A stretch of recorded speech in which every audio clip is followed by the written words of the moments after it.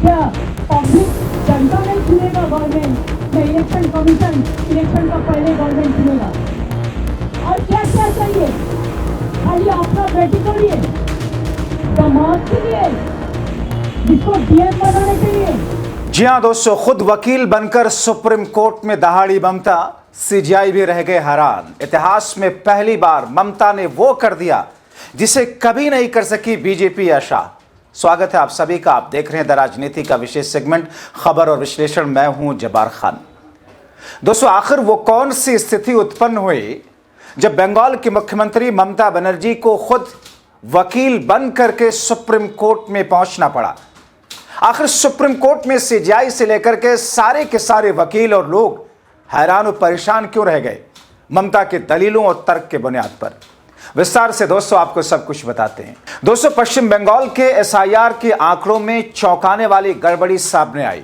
केंद्रीय चुनाव आयोग सुप्रीम कोर्ट के हल्फनामे में कुछ बता रहा, बंगाल का राज्य चुनाव आयोग कुछ बताता है।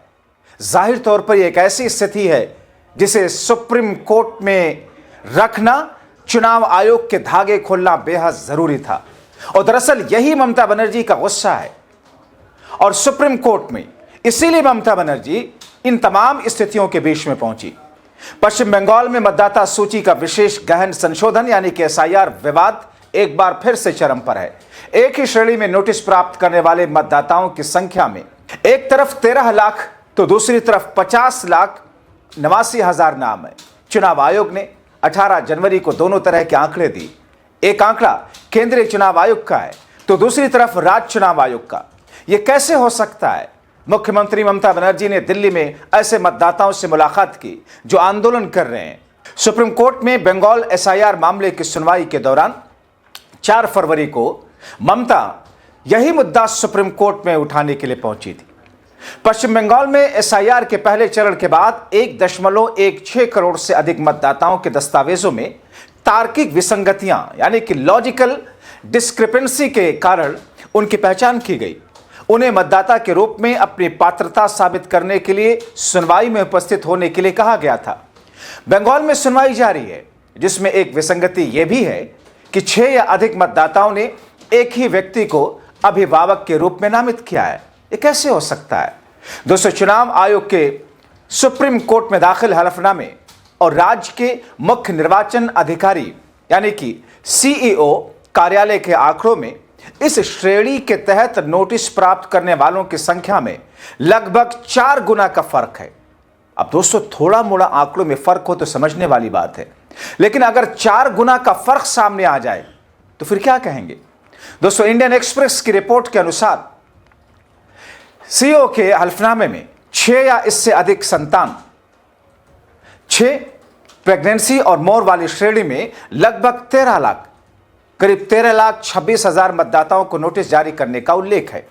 पश्चिम बंगाल सीईओ कार्यालय के आंकड़ों में इसी श्रेणी में 50.89 लाख मतदाताओं की पहचान की गई। यानी कि दोस्तों, केंद्रीय चुनाव आयोग के आंकड़ों में कुछ और है, पश्चिम बंगाल के राज्य चुनाव आयोग के आंकड़ों में कुछ और। मुख्यमंत्री ममता बनर्जी 4 फरवरी को सुप्रीम कोर्ट में व्यक्तिगत रूप से पेश होने के लिए तैयार हुई। उन्होंने ऐलान किया कि मैं व्यक्तिगत रूप से इस मामले में वकील की तरह सुप्रीम कोर्ट में पेश होंगी। और सुप्रीम कोर्ट का दृश्य देखने वाला था दोस्तों। यह मामला राज्य में चुनाव आयोग द्वारा चलाए जा रहे स्पेशल इंसेंटिव रिवीजन यानी कि एसआईआर प्रक्रिया के खिलाफ है, जिसमें मतदाता सूची से बड़े पैमाने पर नाम काटे गए। दोस्तों, द हिंदू की एक रिपोर्ट के मुताबिक चीफ जस्टिस सूर्यकांत की अध्यक्षता वाली पीठ के सामने यह सुनवाई होनी है। ममता बनर्जी ने खुद अपनी व्यक्तिगत क्षमता में चुनाव आयोग के खिलाफ याचिका दायर कर रखी है। फिलहाल दिल्ली में सुप्रीम कोर्ट में पेश होने से पहले ममता बनर्जी दिल्ली में डेरा डाली हुई। उससे एक दिन पहले आपने देखा कि किस तरीके से चुनाव आयोग के अधिकारियों से मुलाकात की, चुनाव आयोग के दफ्तर वो पहुंची थी। अब सुप्रीम कोर्ट में जिस तरीके से जो पूरी की पूरी प्रक्रिया होती है, गेट पास जारी करने से लेकर सारी चीजें, वो सब उनके पास में किया गया था। अपने वकीलों के साथ कोर्ट रूम में मौजूद रही। पिछली सुनवाई में सुप्रीम कोर्ट ने चुनाव आयोग को निर्देश दिया था लॉजिकल डिस्क्रिपेंसी के कारण मतदाता सूची से हटाए गए व्यक्तियों की सूची सार्वजनिक कार्यालयों में प्रकाशित और प्रदर्शित की जाए। मगर चुनाव आयोग ने क्या किया? दोस्तों, एसआईआर प्रक्रिया के तहत पश्चिम बंगाल की ड्राफ्ट मतदाता सूची 16 दिसंबर 2025 को जारी की गई थी, जिसमें 58 लाख से अधिक मतदाताओं के नाम हटाए गए। इसमें कई विसंगतियां सामने आई, जैसे युवाओं के असमान रूप से अधिक मौतें दिखाना, लिंग आधारित भेदभाव, कुछ खास समुदाय के नामों को ज्यादा काटना। ममता बनर्जी ने एसआईआर को राजनीतिक पूर्वाग्रह से प्रेरित और जल्दबाजी में किया गया बताया, जिससे लोकतांत्रिक भागीदारी पर असर पड़ रहा है।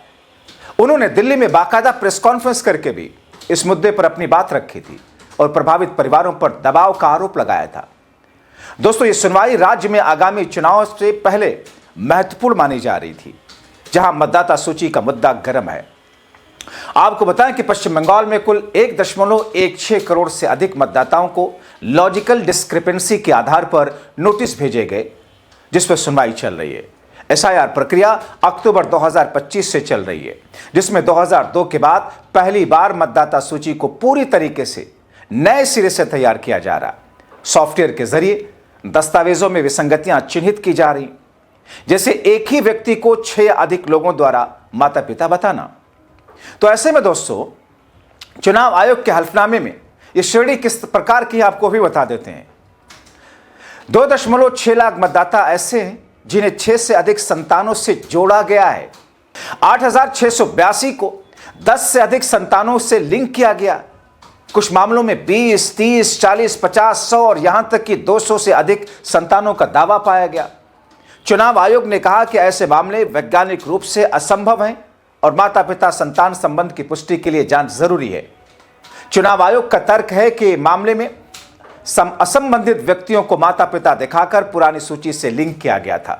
200 सीईओ कार्यालय के आंकड़े जिलेवार ब्रेकडाउन देते हैं और अन्य श्रेणियों जैसे कि पिता के नाम, मिसमैच, माता पिता की उम्र का 50 साल से अधिक अंतर या दादा दादी से 40 साल से कम अंतर आदि को भी शामिल करते हैं। दिसंबर 2025 में संख्या 23.64 लाख थी, जो कि अब दोगुनी से अधिक हो गई। सीईओ कार्यालय ने इस पर कोई टिप्पणी करने से इनकार किया और कहा कि नोटिस ईसी द्वारा जारी किए गए हैं। ईसी ने भी संख्या में बदलाव या वर्तमान स्थिति पर कोई जवाब नहीं दिया। यह मामला सुप्रीम कोर्ट में चल रही प्रक्रियाओं से जुड़ा है, जहां एसआईआर की संवैधानिकता पर सवाल उठाए गए। अंतिम मतदाता सूची 14 फरवरी 2026 को प्रकाशित होने वाली है। टीएमसी और अन्य विपक्षी दल इसे राजनीतिक पूर्वाग्रह बता रहे हैं, जबकि चुनाव आयोग इसे पारदर्शी और आवश्यक प्रक्रिया मान रहा है। दोस्तों, पारदर्शी और आवश्यक प्रक्रिया दो ऐसी चीजें हैं जिसका कॉम्बिनेशन आपस में होना जरूरी है। अगर पारदर्शिता होती तो फिर बिहार से लेकर के उत्तर प्रदेश और पश्चिम बंगाल से इतने सारे केसेस नहीं आते। अगर आवश्यक होता तो फिर चुनाव आयोग ने कब, कैसे, किस तरीके से मीटिंग की और कहां किसे आदेश दिया, उसका आधिकारिक तौर पर कोई ना कोई डॉक्यूमेंट होता है एसआईआर करने के लिए। और ये दोनों ही स्थितियां ऐसी हैं जो कि अभी तक चुनाव आयोग साबित नहीं कर सका है, या इन दोनों ही स्थितियों और परिस्थितियों में चुनाव आयोग बैकफुट पर खड़ा हुआ दिखाई दे रहा है। उसके ऊपर हजारों सवाल उठ रहे हैं। इसीलिए दोस्तों, ममता बनर्जी ने पश्चिम बंगाल की इन त्रुटियों को लेकर या इन मनमाना चुनाव आयोग की हरकतों को लेकर के पहले चुनाव आयोग में कई दौर की मीटिंग और उसके बाद में सुप्रीम कोर्ट में खुद याचिका दाखिल करके वकील बनकर के पहुंची।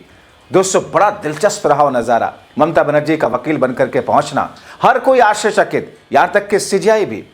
आप क्या सोचते हैं? अपनी राय कमेंट बॉक्स में जरूर लिखें। अभी के लिए इतना ही। अंत तक वीडियो देखने के लिए शुक्रिया। क्या पब्लिक जनता नहीं चुनेगा गवर्नमेंट? इलेक्शन कमीशन इलेक्शन का पहले गवर्नमेंट चुनेगा। और क्या क्या चाहिए? खाली अपना बेटी को लिए, समाज के लिए, जिसको डीएम बनाने के लिए